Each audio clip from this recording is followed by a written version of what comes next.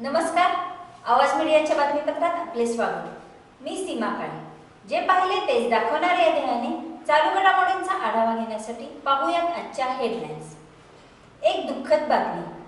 स्वातंत्र्य सैनिक रघुनाथ उर्फ तात्या टिपण्णा केडगे वयाच्या 92व्या वर्षी काळाच्या पडद्याआड. रघुनाथ उर्फ तात्या टिपण्णा केडगे यांची मिरज येथे मिशन हॉस्पिटलमध्ये वृद्धापकाळाने देवाज्ञा झाली असून त्यांच्या पश्चात 4 मुलं, त्यांच्या सुना व नातवंडे असा परिवार असून सांगली मिरज कुपवाड महानगरपालिका नगरसेवक विनायक सिंहासने यांचे आजोबा यांचा देह सांगली येथील काँग्रेस कमिटी येथे दर्शनासाठी ठेवण्यात आला आहे.